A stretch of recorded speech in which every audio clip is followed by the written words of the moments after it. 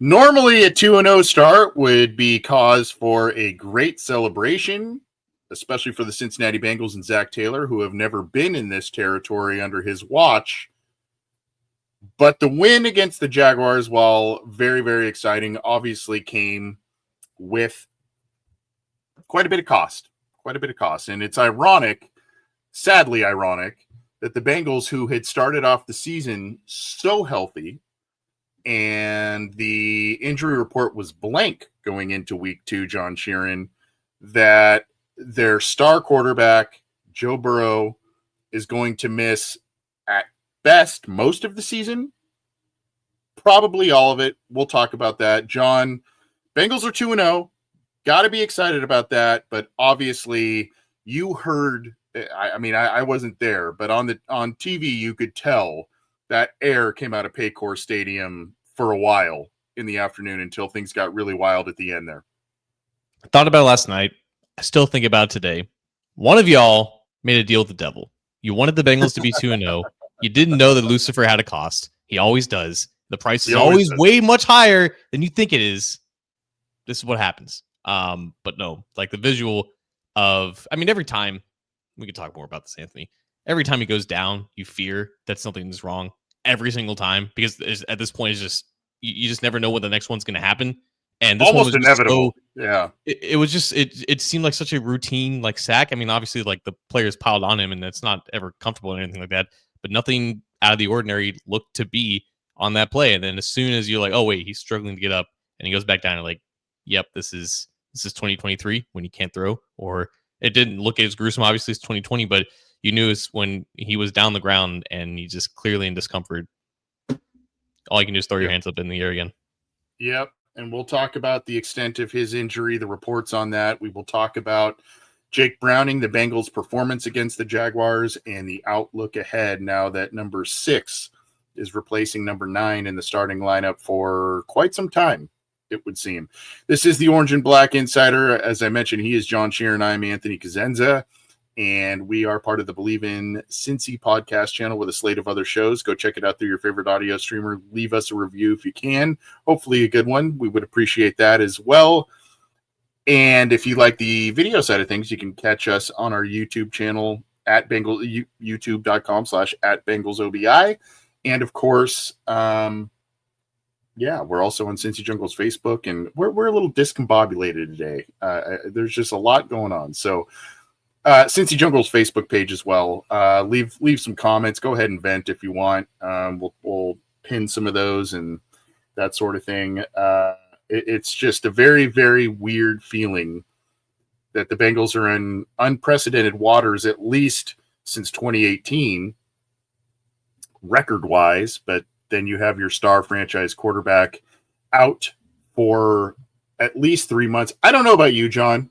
And I don't want to be negative Nancy here, but I do not expect – I think if the injury is what it is and there's a rehab – and I know Joe Burrow's a machine. He has come back quicker from some of these injuries and played well. I just am not and I think the Bengals maybe should have this mindset of, if this is indeed the timeline, which is 3 months, which would put it mid-December, all of that.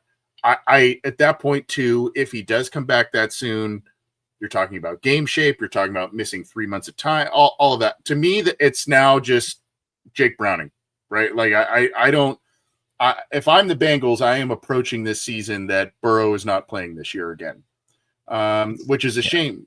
Well, which is a shame because next year, John, at the end of next season, 2026, Burrow's going to be 30.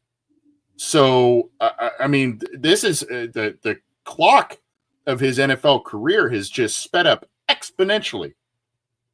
He was already older. Like he was 23 right before his knee shattered into a million pieces as a rookie, and then he turned 24 in his rehab. So he was already on the older side. But yeah, this was his last season in his 20s fully, right?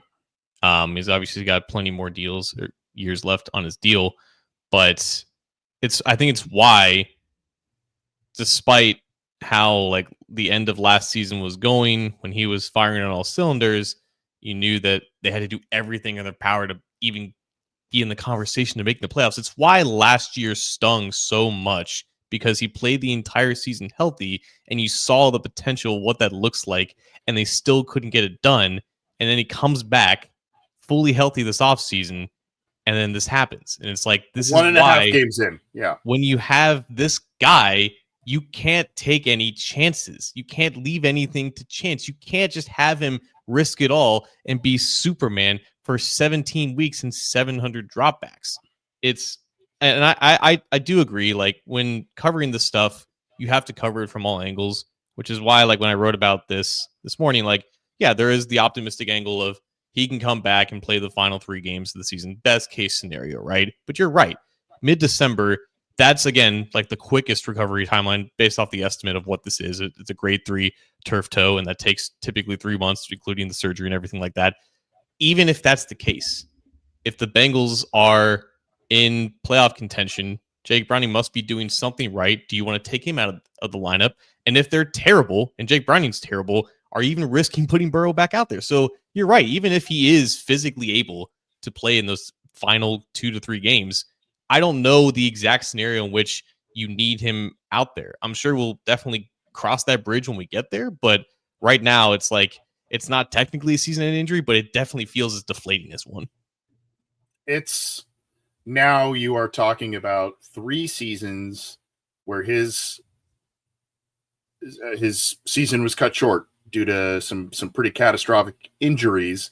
The other 2 were, I mean, I laugh because it's not funny, but it's like, you know, the first one was kind of like late-ish into the year, and then the second wrist injury was like right in the middle of the year, and then this is right at the beginning of the year.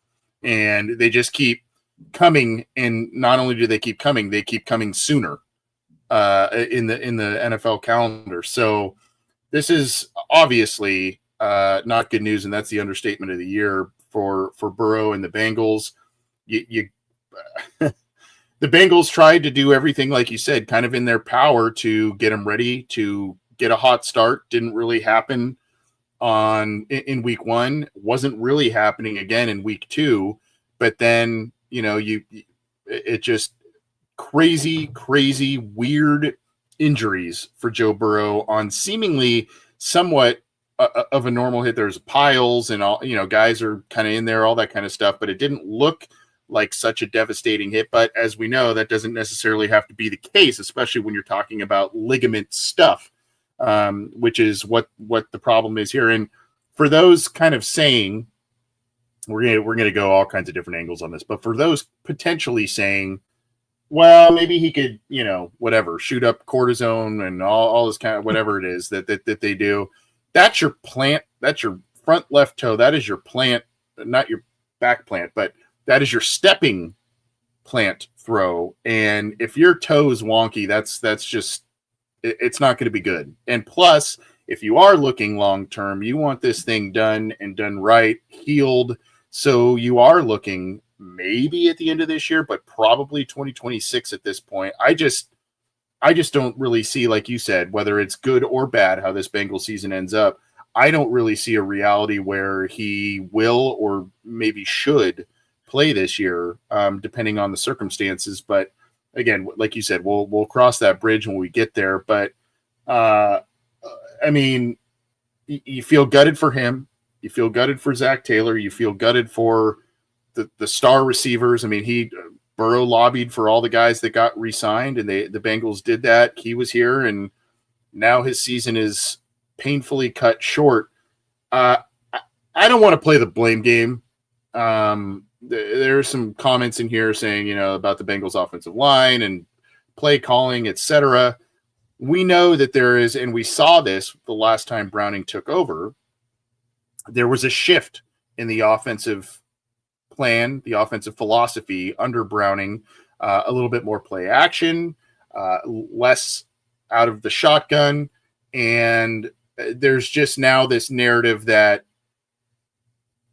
Burrow's style of play isn't necessarily conducive to offensive line play because he extends so much, because he tries to do a lot of different things. Shotgun makes you play a little bit more one-on-one, that sort of thing as a blocker. And that doesn't necessarily, that translates to him being the third most hit quarterback really over the past 3 years. Right. So I don't know where you stand on that. I don't want to say it's the offensive line. Exactly. At this point, it doesn't really, it matters, but it doesn't because he's hurt. So now the Bengals are forced to adjust again and hope that Browning kind of brings in that magic that we saw a little bit in 2023 and at the end of this week 2 game.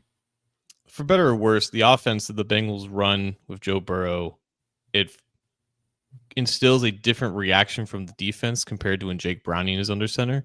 And that's notable by the frequency in which defenses blitz Browning compared to Burrow, because if you ever blitz Burrow, you're just shooting yourself in the foot. And they blitz Browning a little bit more, which allows him to kind of find his spots a little bit sometimes down the field. I think Browning in general has more of a gunslinger mentality to him, and that leads to 3 interceptions like we saw against the Jags, but it also leads to him taking more shots maybe down the field.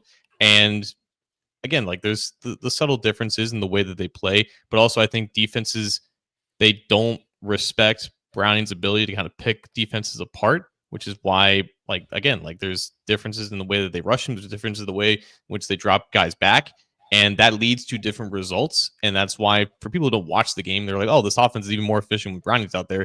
It's completely different, especially when the change happens mid-game and then defenses have to adjust on the fly and all that stuff, right?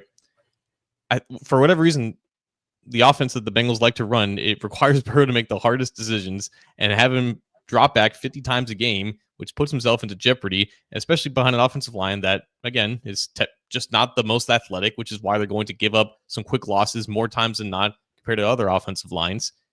You don't have a stable run game with the offense. That you still have a hard time of marrying both phases of the offense in that regard.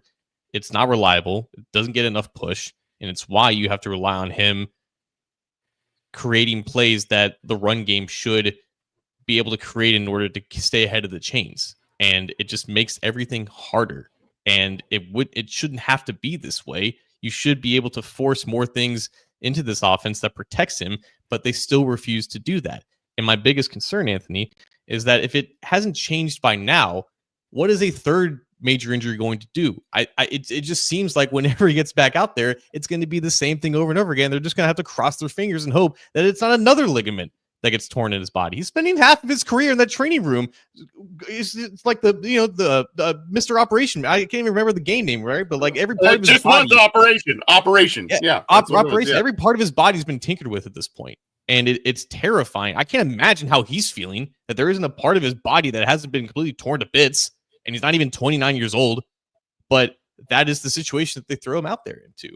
And it does look different with Browning because defenses don't respect him as much as a decision maker, as an accurate thrower of the football, as an extender of plays. And that's why you see different results.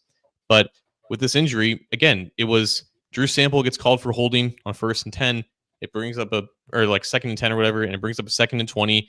The Bengals feel like they can't run the ball to get the yardage back, so they have him drop back again.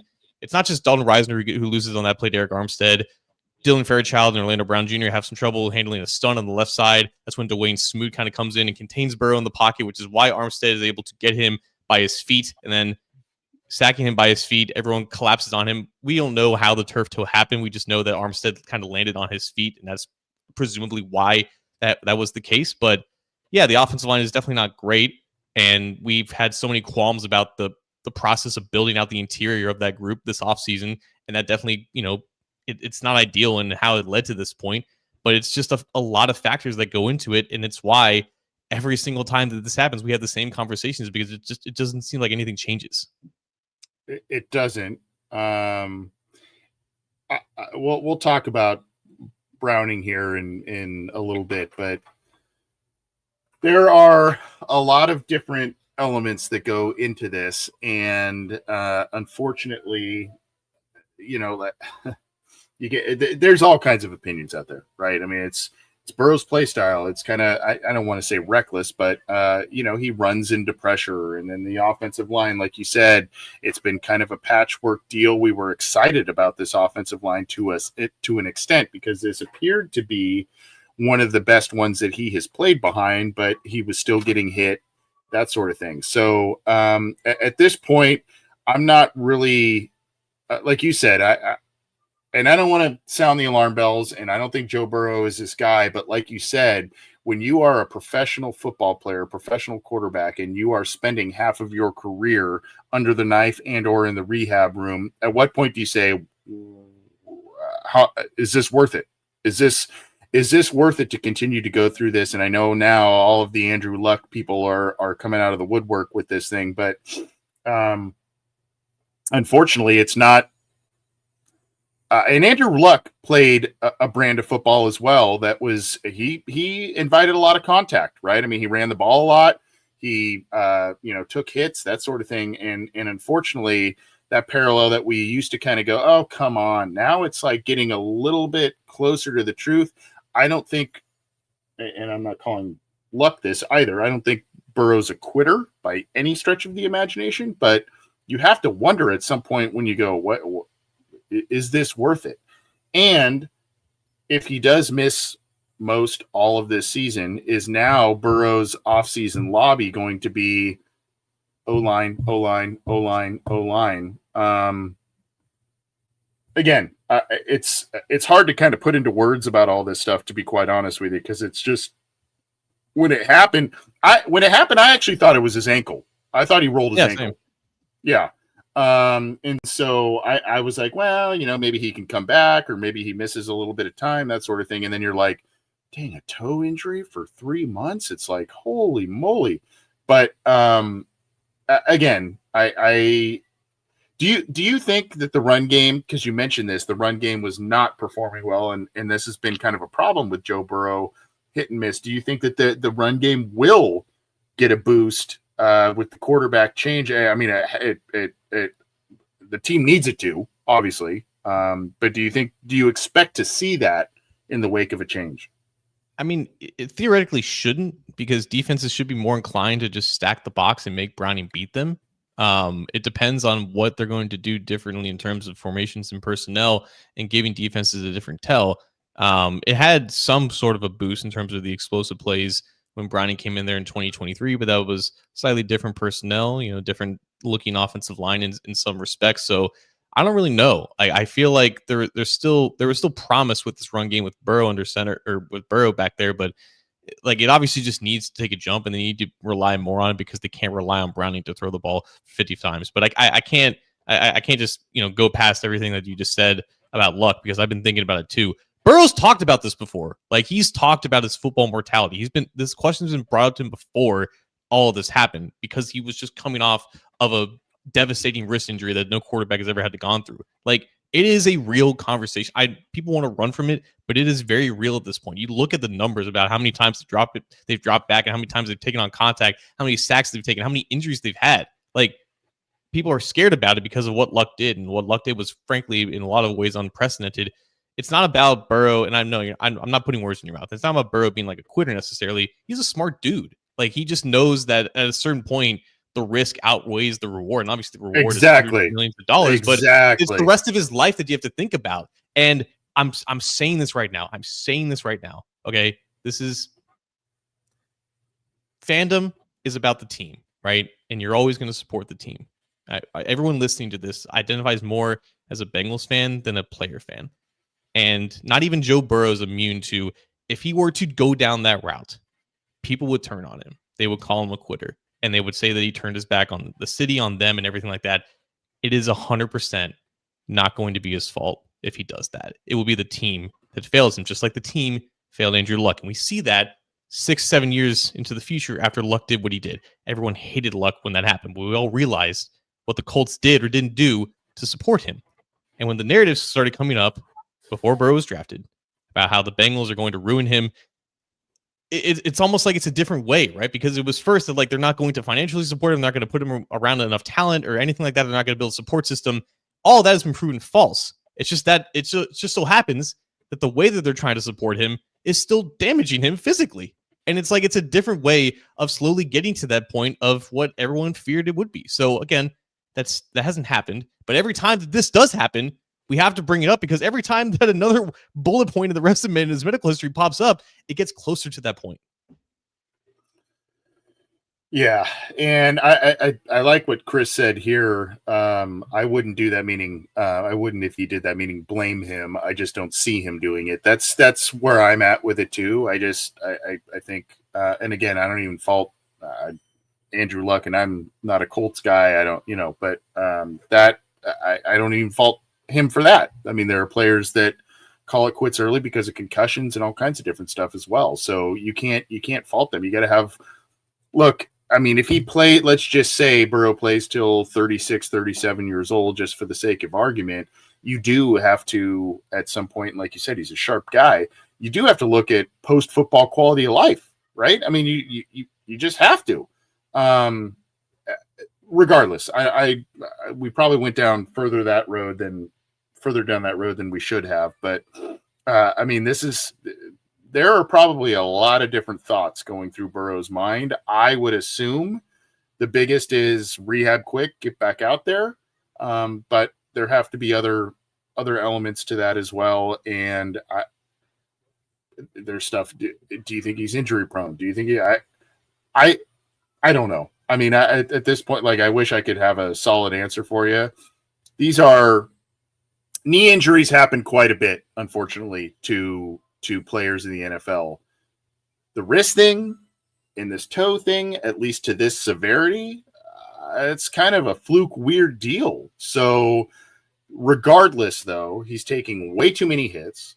He's had way too many devastating injuries that ended in basically, we assume this is going to probably end his season, if not cut it massively short. Way too many for a guy that hasn't even hit 30 yet.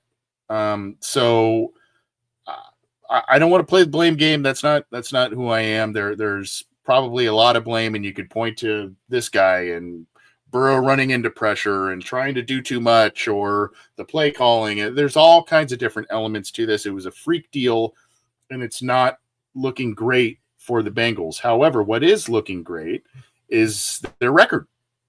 They're 2-0. And they are atop the AFC North, despite everything, despite Jake Browning throwing 3 interceptions yesterday. He also matched that total with 3 total touchdowns, 1 on the ground at the very end of the game. And so you go back and you look at, okay, well, the Bengals were 4-3 with him. And however, the caveat to that is 2 losses to the Steelers in that time. And one was just horrific on, what was that, right before, that game was just awful. I'm not saying he can't beat the Steelers this year or anything like that, but you do look at the quality of opponents in there. Regardless, though, this was a 1-0 Jags team, and this is what blew my mind about yesterday, John. The dichotomy of the luck that the Bengals experienced in this game. It was Burrow getting injured on this weird play and out now for months, yet the Jaguars were dropping balls. The Bengals were opportunistic on defense once again. They had some fortunate. You could argue that Travis Hunter DPI. I thought it was close regardless, but regardless, these were the things that were not happening for them last year. Yet their franchise quarterback gets hurt and probably ends the season. So there's this weird luck / opportunistic dichotomy that happened in this game, and you come away with it like they won. What an exciting game. Burrow's out for a long time. You're just like emotional whirlwind. Again, like, these are the wins that you needed to see from them, regardless of like things that they couldn't control, like Brian Thomas Jr. dropping a wide open 4th down conversion next to his goal line. Like, you can't Like that was a loss by them, and then the Jags just, let them get away with it, right? And there were other examples, like you mentioned, along those lines as well. Trevor Lawrence, I don't think necessarily played the greatest game. I don't think all the interceptions were his fault necessarily, but still, like they gave the Bengals chances to come back and put this game in reach and everything like that. We knew that there was going to be some shortcomings with the Bengals, even with Burrow healthy, but finding ways to win and giving them that cushion so that when things do start to click, you're not digging yourself out of a 1-4 hole. That was the whole point. That was the whole message behind these first 2 weeks. And they did that. And now it's like, how do they continue to do that with a quarterback that everyone now knows, what to scout for? Like, it's not just Browning just coming off the bench and not knowing what to expect. And that's like the biggest concern here, because Browning did have a couple of really promising games the last time he did this. But then, like you said, the Steelers knew what to do. The Chiefs knew what to do. Those were games that the Bengals had to win, and they didn't win either of them. So the sustainability of this is the biggest concern. It's not the fact that Jake Browning can't post 300 yards and 3 touchdowns, every now and then. I think he's still capable of doing that, especially with the weapons at his repertoire. But how consistent can he be? Like, that's obviously something that Burrow always prides himself on, the ability to avoid the stinkers outside of the first 2 weeks, obviously. The thing that does give me promise, though, Anthony, is that when Browning first came in last time, they obviously didn't know what to expect. They didn't know what to do. It was against the Ravens. Like, that game was lost. Even still, like the week after that was the Steelers game. And they tried, they basically didn't adjust anything. And they expected him to do everything that Burrow did, and it failed miserably. The offense was terrible. And then it took another week. It was against the Jags. And there was more explosive plays. It was a different looking offense. They kind of held Browning's hand a little bit more. They made that adjustment a lot quicker in this game. It didn't look like it was just we don't know what to do. I think they just had experience with what Browning does well and trusting him to operate the plays that he knows what works. So I think that gives me optimism about Zac Taylor's approach to this. I think the whole mindset of the final drive, about how he didn't give him a landmark about when to kick the field goal. Just, we need 6 points here. Go get the touchdown. Empowering him in that moment is definitely what he needed to do. That gives me optimism as well. So there's more confidence, I think, in how they manage this. But again, it's just about sustainability, and can they actually keep this whole thing above water in case Burrow does need to come back. The other kind of, again, if you want to call it lucky, if you want to call whatever you want to call it, at the end of that game too, the way the Bengals, and again, they got that DPI call, whether you think that's legitimate or not, the way the Bengals, what was it, 4th and 5 from their own 10, 15-yard line? They get that. They convert that. They get the DPI call for the big penalty, and they force the Jaguars to use, I think they had 2 or 3 timeouts at least, right? I mean, they had, I think, all of their timeouts in that drive, if I'm not mistaken, at least 2. The good fortune, despite what happened to your franchise quarterback, that good fortune and that opportunistic ability, because the Bengals did give the ball back to the Jaguars with 18 seconds left, I believe it was, and had the Jaguars not zapped those timeouts, who knows? And on top of that, instead of kicking the field goal and, going for the tie, or you get the touchdown, miss extra point, that sort of thing, it forces the Jaguars to go for a touchdown. And you go, these are the things that did not occur last year, even with Joe Burrow in the offense. And the other thing is, there was almost another third pick. It's pretty close. I think it was Geno Stone. Yeah. And it did hit the turf, but I mean, that defense is flying to the ball. They're making plays, and granted, they gave up a lot of points this week, but regardless, I mean, they were doing good things on that side of the ball. Not the whole game, but late when it mattered, came up with stops, came up with turnovers, that sort of thing. Jaguars did them some favors with drops and that sort of thing, like you said, but there are just things, despite the Burrow injury. I know we probably started this whole thing off on a negative note, but there are a lot of positive things happening to this team in their 2-0 start that just were not taking place throughout all of last year with Burrow in the lineup.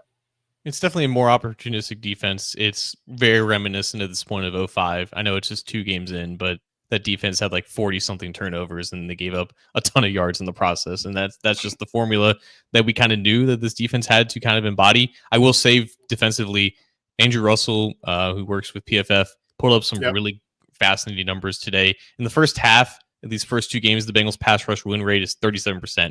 Second half is 64%. In terms of positive EPA percentage or EPA plays, positive EPA plays allowed, 40% in the first half, down to 37% in the second half. And in terms of first and second downs, 5.8 yards allowed per play in the first half, 4.3 yards per play allowed in the second half. I don't know if it's just adjustments that Al Golden is making throughout these games or if it's just turnovers kind of carrying those stats a little bit, but I think there's definitely a weighing out what is working, what isn't working, and you're seeing players play a little bit more fast once they kind of realize what they need to do. And about that final drive, I'm really glad you mentioned the timeout situation. I think someone in the comments, Pete Crawley, mentioned that it reminded them of the Chiefs game a handful of years ago. Remember when they were at the goal line and they didn't get in? They were like at the inch, and it forced the Chiefs to use their timeouts, and that's why the Bengals could take the clock down all the way down to like 3 seconds, and they kicked the game-winning field goal. Mike Gesicki not scoring that touchdown. Of course, he wanted to score, but the Jags stopping him at the inch. It gave him the first down, but then the Jags had to use their timeouts, and they're like, "Oh, this is perfect." Yeah. And I think someone got called for a false start, moved them back a handful of yards. Like, okay, this isn't great. Now that you don't know they're going to score a touchdown, but then getting back down to the goal line again, Jags still have to use their timeouts. It was masterful time management from Zac Taylor. I think a little bit more time could have been came off the clock instead of just 18 seconds because he used the first timeout at like 20 something seconds or something like that. But it was perfect. It was definitely lucky though, because Gesicki definitely could have scored there, and the Jags would have had all their timeouts to go ahead and try to get a touchdown on the ensuing drive. But it definitely worked in their favor. And like you said, haven't seen this before in a couple of years. It's funny. I don't ever root for a false start penalty, but I was like, that may be a good thing. You know, I mean, yep. And it did work out pretty well. I did see one comment I wanted to get to. Let me see if Chris here, CTB. Look, credit him. Credit Jordan Battle. Number one, he's got 2 picks in 2 games, and he is flying to the ball. But credit Cam Taylor-Britt. Not a good game in week 1. There was some, kind of some headlines made that he went into Al Golden's office, Monday morning or Tuesday or something, and said, hey, this is, I'm going to be better, all that. He stepped the hell up. I mean, honestly, he really did. He stepped up. He played well. He was flying to the ball. You had a pick from Dax Hill, Mr. Doink Hands, a couple of years ago. You had a pick in the end. That's, again, pick in the end zone, right? Like they're giving up yardage. They're moving the ball. Pick in the end zone. Not a good throw by Lawrence, but these are the things that if we're going to try and be optimistic about the Bengals without Burrow in the lineup for a long time, these are the kinds of things. Small sample size, 2 weeks, but these are the types of things that were not happening with Burrow under center last year that are happening now. And so if Browning is to have a good chance at success, if this is sustainable on defense, being opportunistic, getting off the field at the right times, even though they gave up a bunch of points this week, these are the things that make you believe, well, maybe the Bengals still have a playoff shot with Browning. We'll talk about Browning himself too, but these are the types of elements that make you think that, hey, the Bengals could still make a playoff run. Hot start, a quarterback who's been there before and has a winning record as a starter with this team. And oh, by the way, the star wide receivers, knock on wood, are still healthy. These are the kinds of things that make you believe that this team could still sniff double digits and get into the playoffs. I do want to get some shout outs as well. Trey Hendrickson, we probably need to bring up the fact that he forced the Trevor Lawrence first interception. That's why he threw the ball early and Dax Hill was able to break on it. Yep. The best closer in the NFL by far, obviously getting the sack on the final drive. There's no timeouts left. Yeah. Like, he is the whole pass rush. It's like he's the same dude that he was last year, and you waited 8 months to just give him a small bump and pay. And it's just like, why not? Like, you knew who this guy was, and you knew that you barely gave him any help aside him. Unfortunately, the biggest piece of help that you gave him is now week to week with the sprained ankle. Shamar Stewart suffered an injury in the second half. That looked a lot worse than I think it probably ended up being. He was in like a cast, and you didn't know if it was his knee or his ankle or anything like that. But right now, it's Like Shamar Stewart was promising in terms of just flashing here and there, but now that he's out of the lineup for a little bit, it really is just all Trey Hendrickson. You're not really seeing a lot from Joseph Ossai or Miles Murphy. You haven't really seen a lot from the interior.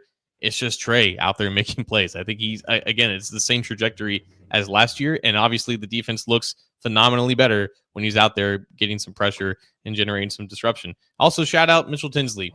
First career absolutely. target. Absolutely. Catch. It's so refreshing that one of the preseason wide receiver studs actually translates to the regular season. It's a rarity, but what a freaking catch. And it should be noted that obviously he caught those preseason snags from Jake Browning. So I wonder if because good maybe point. you see a little bit more Mitchell Tinsley because that chemistry is already baked in.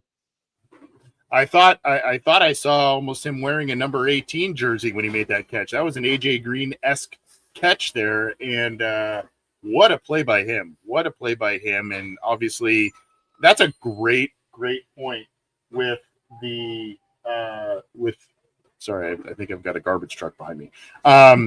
With the the one-handed grab and just the chemistry that those two potentially developed in preseason. I think that's a very, very good point. And who knows, maybe he'll start to see more time. Yoshi, I love the guy, but he's been a complete non-factor in this offense through 2 weeks. It's 2 weeks. I get it, but maybe we'll see a little bit of a rise there from Mitchell Tinsley. The big question, though, John, now, how much faith do we have in Jake Browning? How much faith do we have in the Bengals to continue? I'll throw some stats out in a second, but how much faith do we have right now with a 2-0 start? Burrow's out of the lineup. Rest of the stars are healthy-ish. And the Bengals now are heading into a scenario where they could easily be 3-0 because they play another backup quarterback in Carson. I said this on a text to somebody today. I did not have Jake Browning versus Carson Wentz in my bingo card for week 3. I did not expect that. So the Bengals have a good position to get to 3-0 despite the bad news about Joe Burrow. I think you look at who Burrow is in the first 2 weeks of the season. You're like, the reasons behind this offense not being its full potential makes sense because he doesn't push the ball down the field as much. He doesn't look himself when he's trying to extend and scramble and get off of his spot. He still looks like he's just finding himself. And that was kind of the case on the play where he got sacked and injured. Like he was kind of had some happy feet in the pocket, and he did eventually just go down and he just tried to just take the hit and everything like that. But with Browning, that doesn't really exist with him. Like it's almost reminiscent of AJ McCarron when he would come in for Dalton, because Dalton obviously he was very terrified. He was skittish in the pocket. McCarron would stand tall because it was almost like oblivious to the rush, which is why it looked like he had a lot of poise and he could just make some throws down the field. That's very much the case with Browning. And when he escapes the pocket and he tries to create for himself, that's when the bad things happen. That's when like all 3 interceptions did happen, right? And you didn't see him actually create positive plays when he was moved off his spot until that final drive. And obviously it was a very impressive drive for him, but he still has some touch on these deep passes. That's how the T. Higgins touchdown happened. That's how the Mitchell Tinsley touchdown happened. That's how another deep pass down the field happened. So there's accuracy to be had there. His completion percentage has just historically been good. He's an accurate thrower of the football, and when he's in rhythm, he can still take advantage of these weapons. It's just about maintaining that aggressiveness and how much defenses are going to key in on what he doesn't do well. And if they can get pressure in his face, the results may not be as good. So it's just about mitigating that, trying to marry a more efficient run game to make sure some pressure is off of him. But that should be the case regardless who's the quarterback. So it's almost like he's like the perfect quarterback for this offense in the first 2 weeks when Burrow is just a skittish version of himself, and then Burrow could take over. But of course, now the inverse is happening. And now when Burrow should be hitting his stride, you have Jake Browning taking command. So again, I don't know how long it could last. It didn't last very long last time, but that was 2 years ago. He's probably learned a lot, and the Bengals probably learned a lot as well about how to manage it. I will say this about Browning. He loves to throw those when it's one-on-one coverage, those either back shoulder or just go up and get it balls. And it's especially so to T. Higgins. We saw that the last time he was a starter against Minnesota. Again, another storyline this week. Is he going to beat Minnesota again? The team that cut him. You're never going to bleep, you should have never bleep and cut me, that sort of thing. is he going to go 2-0 against his old team? That's something to think about. Now look, this is in a vacuum, but I did a little bit of and I will give AI credit because I kind of plugged in stuff and said, hey, do this math for me. I'm not a math guy, but I said, hey, extrapolate a 16-game season from Jake Browning statistically and win-loss wise based on what he did as a starter with the Bengals through 7.5 games a couple of years ago. And what it came up with was a 9-7 record. So this is for 16 games because he obviously played a half game here. So 16 game projection was a 9-7 record. He's already 1-0 if you count this half game. Passing yards 4,425. Not sure. I believe. Not sure. I think that's wholly attainable, but we can see. Passing touchdowns 27. Interceptions 16 and rushing touchdowns 7. He already has 2 passing touchdowns and a rushing touchdown. So that would put with the Bengals winning in the first week, that would put the Bengals at potentially 10 wins if you want to kind of go that route. I just thought it was an interesting thing to kind of pull that data and see where it averages out type of thing. I don't know that he'll get anywhere near all that stuff. But Bengals have a capable guy under center, and they have healthy weapons. They've got a defense that is playing better and arguably playing better than they were when he was out there last time starting. So, you can be down and out about Burrow, which we all are. We're bummed, we're pissed, all that kind of stuff. But you have a guy who is proven capable, and now it's more about, if this is going to be a very long-term thing, can you get that one win against the Steelers? Can you get that one win against the Ravens? Can you get this team and lead this team to double-digit wins? If we're going off of the last time he was a starter, I have a good amount of faith that he can keep this team very competitive. I mean, the difference is if they were to finish 9-8, they would have a losing record for the remainder of the season instead of last couple of years when they've had a winning record for the remainder of the season, right? You're not digging yourself out of a hole this time. Exactly. You have that cushion, which it definitely helps, because I think you just have to account for the one or two stinkers that are just inevitable with, this is not on Jake Browning. He's not a starting quarterback at the end of the day. I know, some people really believe in him. Rich Eisen calls him better than a third of the starting quarterbacks, which is definitely more of an indictment on the actual starting quarterbacks in the NFL. But he's definitely one of the better backups in the league. You could do far worse than handing the keys to Jake Browning for at least the next 12 or so games or whatnot. And that's, I think, it's definitely possible that he can go 500, I would say. It just really depends on the defense continuing to create chaos, to cause turnovers, and just to have some of this luck continue to transcend for the next 10 or so weeks. And I think the defense is going to be very much in the microscope in terms of keeping this up, because they don't necessarily do the sustainable things well. They need to get better results and more consistent pass rush beyond just what Trey Hendrickson provides them. They need to continue intercepting as many errant passes that come their way, right? They need to continue giving Jake Browning as many opportunities as possible, because Browning obviously needed every single opportunity that was given to him, because he did, at the end of the day, throw 3 interceptions in like 7 or 8 drives or something like that. I don't even know if it was that many drives, right? But again, you're probably not expecting 3 interceptions every single start, but the turnover battle is definitely huge when you have a quarterback that is not your starter, right? So that's the key right there. The Bengals continue to force turnovers and Jake Browning minimizing mistakes. If they can continue to do that, they should still have the talent to eventually get this offense to where it needs to be, at least to a respectable level with him under center. The other thing is the Bengals do have a couple of stretches of very difficult games consecutively in their upcoming games. Now, we can look at this last week or this week coming up and say, okay, well, you got Carson Wentz. He also hasn't played for a long time.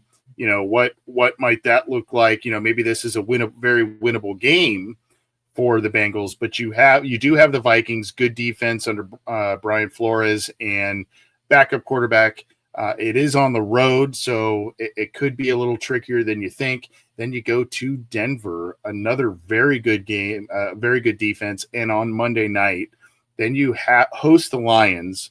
You go to Green Bay. Then you got the Steelers, who we mentioned Browning has struggled against. You host the Jets. That'll be a very interesting game. You host the Bears, okay. And then for the, twice in a 4-week span, you've got the Steelers again. Patriots, who knows who they are. Then you've got at the end of the season, John, right around Thanksgiving, Ravens, Bills, Ravens. Dolphins are 0-2 right now. You've got the Cardinals there, a little Jekyll and Hyde, and then you end the season with the Browns. So there are a couple of stretches of really tough games, including coming up here against the NFC North teams, and then later against the AFC North and some other teams in there as well that could provide some major hiccups for this team. But again, Browning, more snaps, more reps, more practices, that sort of thing, that will do him justice. And I have to say this, we can criticize the 3 interceptions and all that kind of stuff. And, can he get him there? Can he not get him there? Jake Browning has been thrown into some awful situations to take over the starting job. So for him to have a winning record in 2023 and whatever's going to happen here, that isn't easy. That is not easy for him to take over in this kind of scenario. No, it's not. And it was just a really interesting conversation when 2023 happened, and you're like, wow, what is this offense really without Joe Burrow? Is this offense actually propping him up because of the weapons and everything like that? And it was easy to kind of say that when you're looking at the stat sheets, and when watching the games is just a little bit different because things eventually did go off the rails for them when the season officially ended. But now you have a sample size that's going to be 3 times larger than that. A lot is going to be on Zac Taylor. Everyone is already saying that this is a year where he should have been on the hot seat. And now potentially because Burrow is out for potentially the rest of the year, maybe he gets a pass, right? This is a tremendous opportunity for him to continue showing that he can adjust on the fly. That's the biggest strength that he has as a coach, is that when stuff happens during the season, he somehow puts together a plan that mitigates what is going wrong and maximizes what is going right. And this is a chance for him and this entire coaching staff, for Dan Pitcher, who is an offensive coordinator, who's probably going to be a head coach one day. How can he maximize this guy for the second time now that he's, coaching him, right? He was the quarterback's coach the last time this happened. Now he's the offensive coordinator with a lot more influence as a play caller. How can he help him out as well? So, but by the way, Pitcher deserves a lot of credit for the changes that the offense underwent when Browning first took over for Burrow in 2023. And now he's going to be tasked to doing a lot more of that now that he's actually the offensive coordinator. So on the coaching staff, a lot of pressure, but a great opportunity for them to really see, test their mettle. And now that they don't have an elite quarterback kind of propping them up a little bit,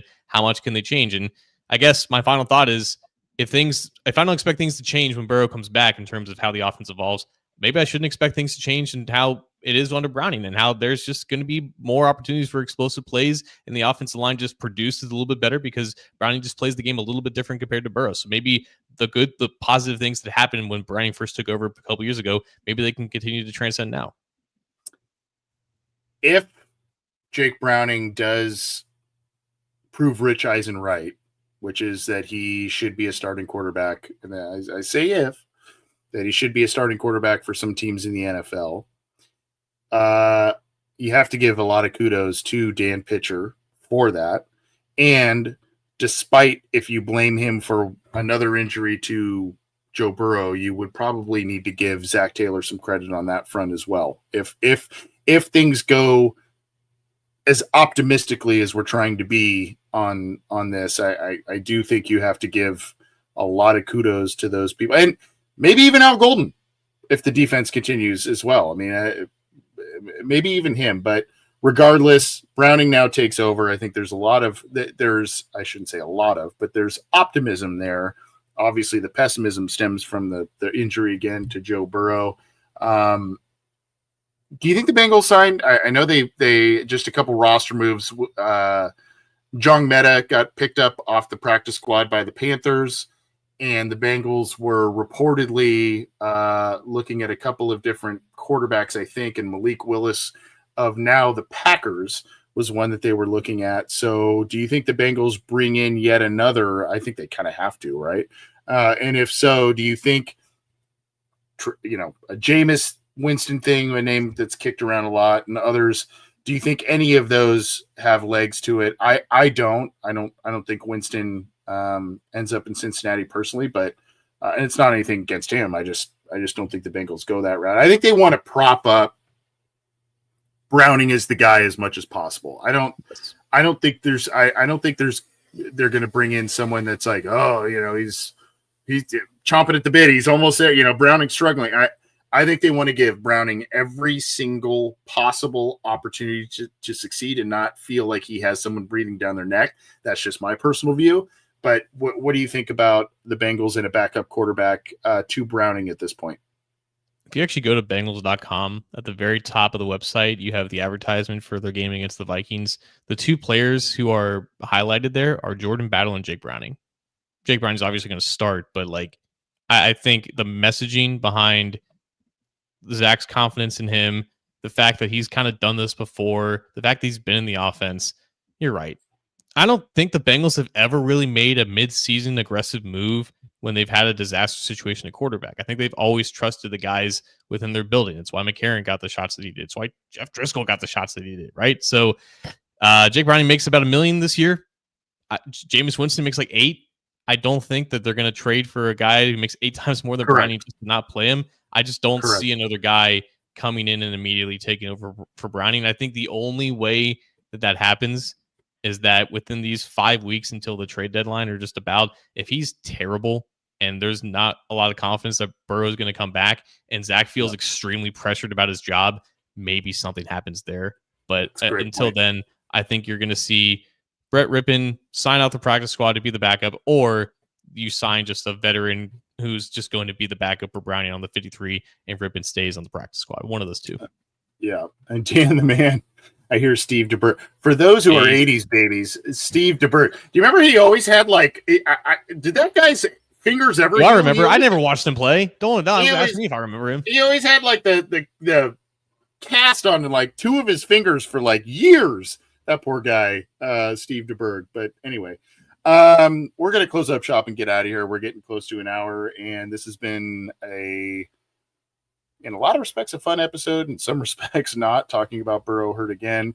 John, let's drop the mic and get out of here. What do you got for us on the way out? If nothing else, my Bearcats dropped a 70 piece. I don't care if it was against Northwestern State. I need something to hold on to right now.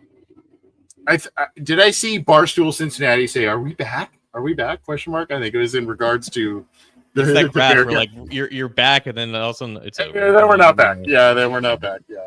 Hey, well, my Trojans are 3-0 despite a freaking 3-hour rain and lightning delay on Saturday. So they're playing some exciting ball, and I don't know. They might hit a buzzsaw here. That's usually what they do at this point. They start playing some good teams, and then whatever.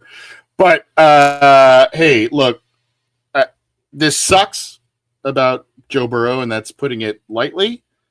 They have a guy who has been proven capable at a minimum that's taking over.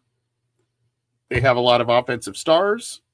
Maybe Jake Browning is not as shell-shocked coming into this situation as he was prior. And so maybe he is a little bit better prepared for this mentally, emotionally, physically, all that kind of stuff.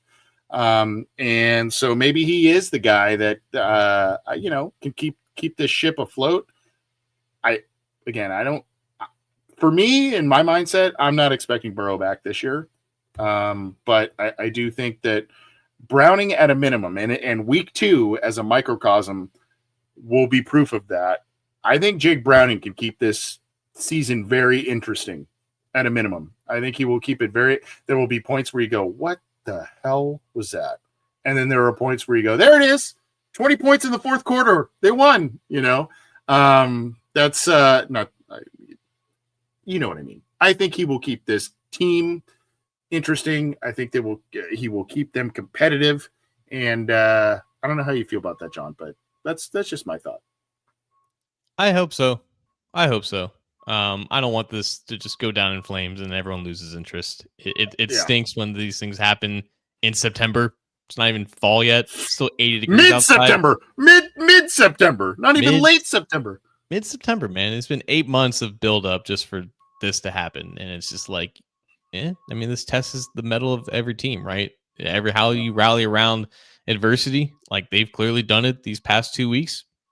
Let's see how much they can keep it going. Like, if nothing else, it should be captivating. And I hope that people maintain interest in it all. And I'm saying that very selfishly because my job is dependent on how interested people are in this team. And 100%. It stinks that you have to deal with this almost every other year at this point, but it is what it is. It is what it is. And man, I will say I feel a little bit bad for the people you saw leaving on the old escalator. In that they missed a hell of an ending to this game. But regardless, this has been the Orange and Black Insider Bengals podcast, courtesy of the Believe in Cincy podcast channel.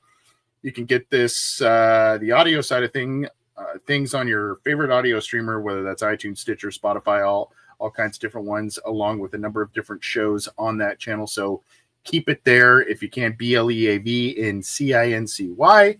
Of course, you can get the video stuff on a number of different X accounts, as well as our YouTube channel at BengalsOBI, youtube.com/@BengalsOBI, and the Cincy Jungle Facebook page. Keep it to cincyjungle.com and to A to Z Sports, where John is killing all kinds of different coverage as well on the Bengals. And of course, this show is brought to you by FanDuel, America's #1 sports book. Maybe you want to start placing some interesting bets now that Jake Browning is under center. Maybe you want to start, trying to win some sneaky money in a lot of different ways.